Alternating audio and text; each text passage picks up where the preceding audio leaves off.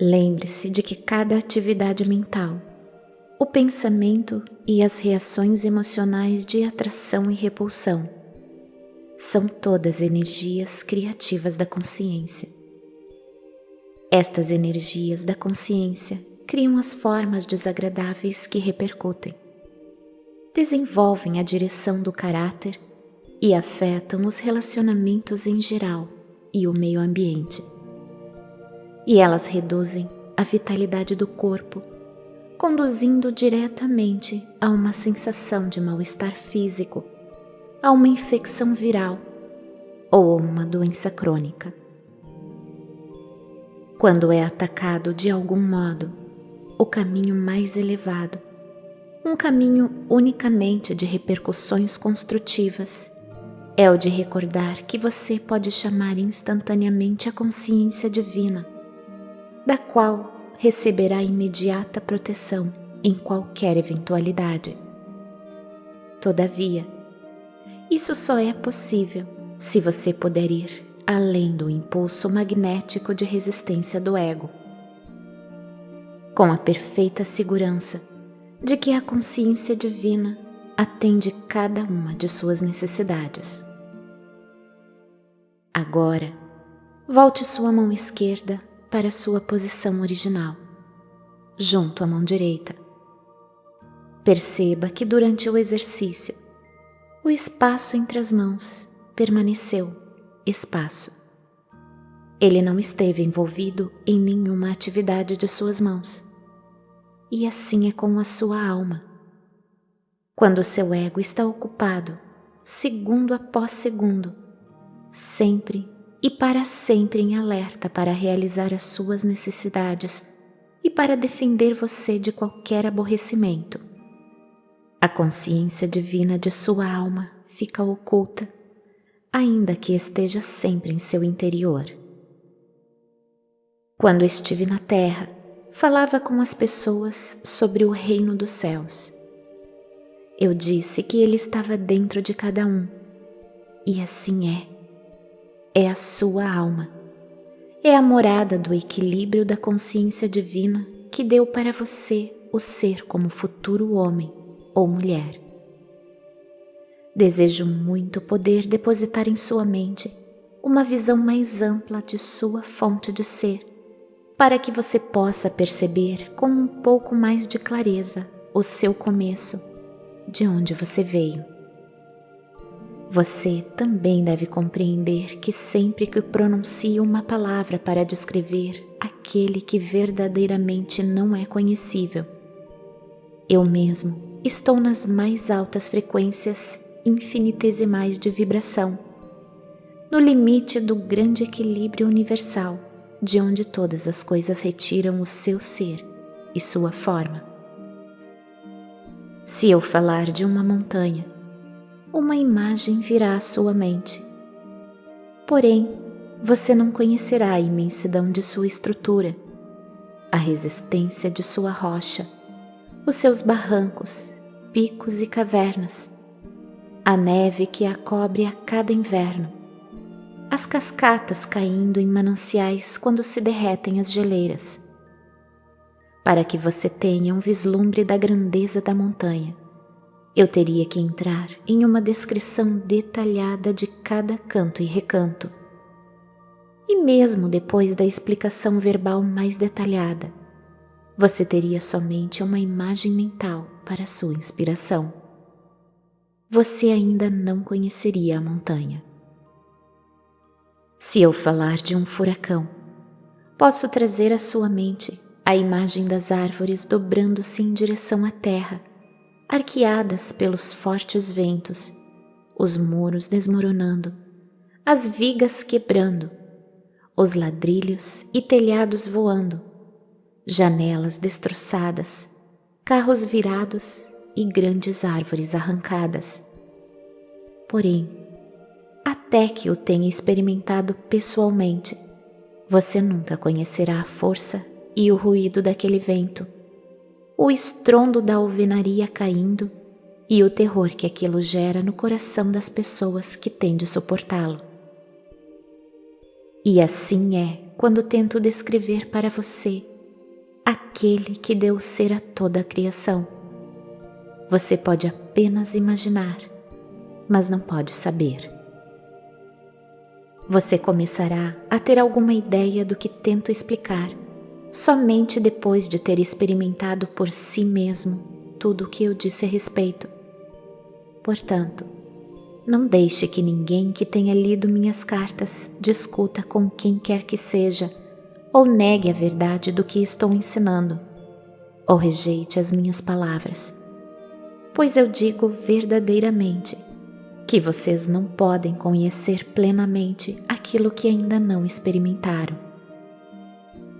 Apenas aqueles que me seguirem com aceitação e fé na meditação diária, na purificação da consciência e na oração fervorosa, pedindo iluminação, no final obterão vislumbres cada vez mais profundos e, portanto, experiências daquilo que a criação mesma pode dar acesso, a consciência divina.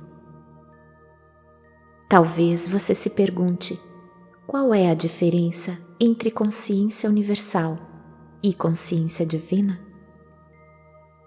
A consciência universal é o reino universal do espaço, onde ninguém pode entrar ou acessar, uma vez que ele permanece em um estado de equilíbrio e de energia autônoma.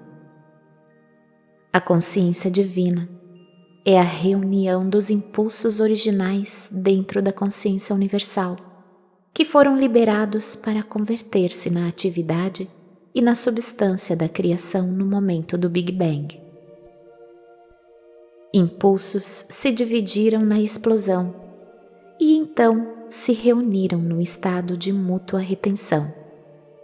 Estavam destinados a trabalhar para sempre no reino criado, separadamente, se manifestando como energias, ou em conjunto, retidos em equilíbrio. É somente nesse reino da consciência divina que a ciência pode penetrar. Talvez o parágrafo seguinte explique isso com mais clareza. Consciência universal, personificação dos impulsos universais. Impulso da vontade de criar em mútua retenção com propósito de experienciar a si mesmo. Impulso da inteligência em mútua retenção com amor. Impulso da vontade inteligente em equilíbrio com propósitos amorosos.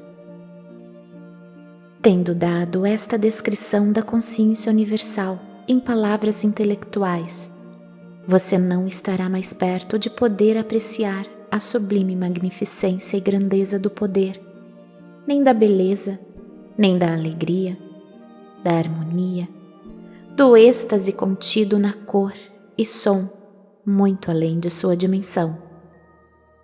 Somente nós que ascendemos nas frequências vibratórias de consciência até os portais ou limites do equilíbrio da consciência universal é que experimentamos e podemos irradiar, sem desejar realizá-lo, o êxtase da autoconsciência do verdadeiro potencial, a maravilhosa alegria da realização pessoal, sem levantar um dedo. Uso este último termo como uma metáfora, uma vez que, mesmo mantendo a minha individualidade, sou ativo apenas em consciência e já não sou de nenhum modo físico. Não tenho sido desde a minha contínua ascensão espiritual em outras dimensões, depois de minha morte na cruz. Talvez você se pergunte como é possível que impulsos universais tão enormes estejam em um estado de equilíbrio. Eles estão em um estado de igualdade e mútua retenção. O impulso do amor atrai e nutre, sustentando e mantendo sob controle a vontade criativa e ativa. Só posso explicar esse fenômeno usando estes termos simples. Se colocar a palma de uma mão em cima da palma da outra, com as pontas dos dedos de cada mão tocando o pulso da outra mão, e tentar separá-las, ao mesmo tempo que as mantém firmemente apoiadas uma sobre a outra, terá alguma ideia do significado de equilíbrio ou retenção mútua. Além disso, você deve compreender que, ainda que as mãos estejam aparentemente expressando um fenômeno físico, na realidade são governadas e expressam impulsos que se originam em seu cérebro. Seu cérebro pode ser o veículo para expressar ideias conscientes, impulsos, mas na verdade, o impulso é a realidade de todo movimento de todo tipo, e não o cérebro físico, que é simplesmente um instrumento de expressão de tais impulsos. Tenho trazido a você apenas uma narração intelectual da consciência universal.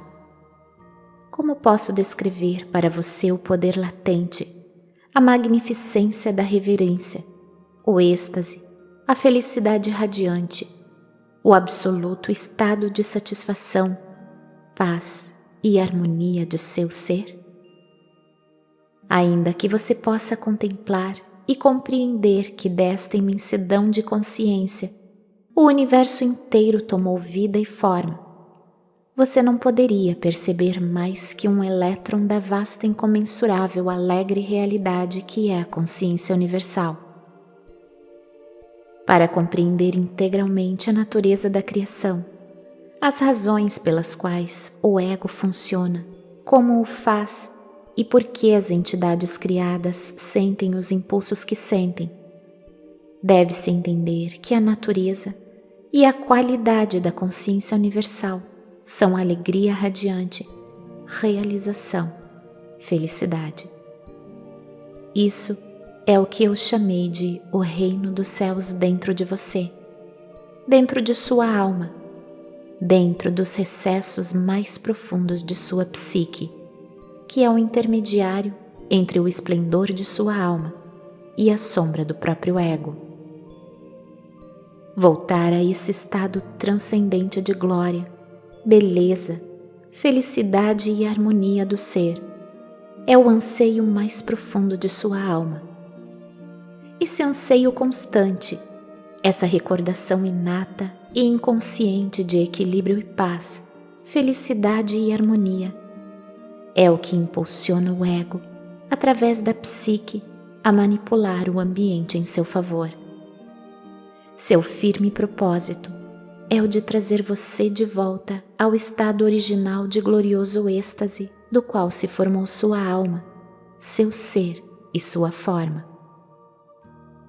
Porém, o ego pode conquistar a alegria e prazer desejados somente por meio dos dois impulsos magnéticos emocionais de ligação-rejeição, que são apenas impulsos materializados para dar a você a sua individualidade. Portanto, o anseio inato de reunir-se à fonte do ser se experimenta nos parâmetros eletromagnéticos do pensamento e do sentimento como mais e mais daquilo que deu a você uma sensação prazerosa anteriormente. Mais amigos, casas, carros, roupas e etc. Cada vez que o mais é conquistado, isso provoca uma pequena sensação de satisfação, talvez uma exibição perante os vizinhos para enaltecer a felicidade. Marca-se um ponto e tem-se um pouco mais de satisfação. E logo a novidade passa, a nova posse se torna trivial, os sentidos se acalmam novamente em equilíbrio e começa o cansaço mental. A rotina se torna monótona e aborrecida. Para gerar um pouco de vida, o ego encontra outro objetivo a ser alcançado para proporcionar excitação e prazer. E assim, a vida é uma perseguição sem fim de satisfações pessoais de diversos tipos, deixando a alma oculta, malnutrida, insatisfeita, ainda ansiando por algo mais. Mas o que é que o meu eu mais profundo, está desejando? Você se pergunta em desespero. Quando uma pessoa consegue entender a verdadeira fonte de seu vazio e de seu contínuo anseio interior de ter mais daquilo que me fez sentir bem antes, e começa a meditar para fazer contato com aquele que lhe deu o ser, um pouco de equilíbrio divino se filtra através da consciência humana. O vazio começa a diminuir. Se de fato tal pessoa vislumbra algo do eterno e do verdadeiro objetivo da vida, o desejo de mais posses acabará por morrer de morte natural. O desejo por mais posses será gradativamente substituído por uma sincera apreciação do que já tem e um sentido de contentamento constante. Através das experiências e intervenções milagrosas ou das atividades da consciência divina em sua vida diária, a consciência humana se eleva enormemente e aprende que suas necessidades diárias são satisfeitas da melhor maneira. Aumenta-se a fé e a alegria se intensifica. Por isso tenho dito: não vim para ensinar você a pensar positivamente para atrair ao seu redor as coisas que quer e necessita. Vim expressamente para levá-lo de volta ao reino dos céus.